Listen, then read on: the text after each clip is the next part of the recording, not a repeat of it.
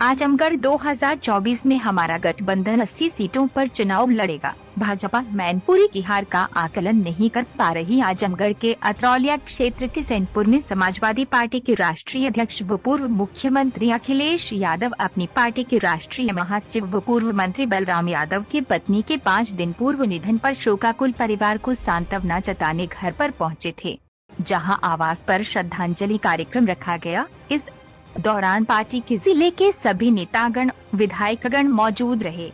बलराम यादव के पुत्र संग्राम यादव भी अतरौलिया क्षेत्र से सपा के विधायक हैं। सपा प्रमुख अखिलेश यादव आजमगढ़ पहुंचे, जहां जमकर भाजपा पर भड़ास निकाली और कहा कि 2024 के चुनाव में हम अपनी ताकत दिखा देंगे। मीडिया से बातचीत करते हुए कहा कि हमारा गठबंधन 80 के 80 सीटों पर चुनाव लड़ेगा। भाजपा अभी मैनपुरी की हार का आकलन नहीं कर पाई है कि इतनी बुरी हार कैसे हो गई। भाजपा के पास महंगाई, बेरोजगारी का जवाब नहीं है। किसानों की आय दुगनी का भी जवाब भाजपा के पास नहीं है। भाजपा खेल को भी बढ़ावा नहीं दे रही है। बनारस में नेशनल स्टेडियम नहीं बना पाए। भाजपा को महंगाई से भी कोई फर्क नहीं पड़ता। उनके मित्र जो दुनिया में दूसरे नंबर पर थे अब कहां चले गए। कितना पैसा लोगों का डूबा, किन किन सरकारी संस्थानों का पैसा डूब गया, उससे भी भाजपा को कोई फर्क पड़ता है, जबकि 20 लाख करोड़ से ज्यादा पैसा डूब गया है। Rakesh Verma, bureau report, Uttar Pradesh, Azamgarh. Samajwadi party और गठबंधन मिलकर के 80 के 80 सीटें लड़ेगा।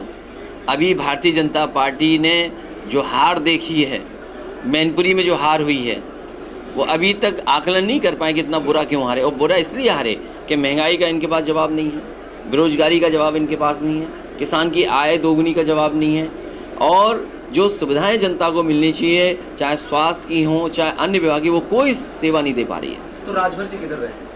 वो जाने। सरकार जवाब के साथ नहीं आती है। सरकार विपक्ष से सवाल पूछती है और विपक्ष जो सवाल पूछता है उसका जवाब सरकार के पास नहीं है। इस बात की बहस करें, हम लोग चर्चा करें कि बीजेपी को महंगाई से क्या फ़र्क पड़ता है। बीजेपी को इस बात का भी फ़र्क नहीं पड़ता है कि उनके सबसे करीबी मित्र वो दुनिया के दूसरे नंबर से किस स्थान पर पहुंच गए, उन्हें कोई परवाह नहीं है। 20 लाख करोड़ से ज़्यादा पैसा डूब गया और सरकारी संस्थाओं का पैसा डूबा है। पैसा जो LIC में था, पैसा जो SBI का है, पैसा जो और संस्थाओं का था, उनका सब पैसा चला गया। आखिरकार इसकी भरपाई कैसे होगी? और आखिरकार डीजल, पेट्रोल, सिलेंडर का महंगा होना, बिजली का महंगा होना, बस के किराए का महंगा होना, ये मुनाफा जा कहाँ रहा है? दूध महंगा हो गया। क्या किसान जो पशु रख रहा है, जिसके पास गाय है, भैंस है, क्या पैसा उस तक पहुंच रहा है? तो ये सवाल है, इसका जवाब भारतीय जनता पार्टी पर नहीं है।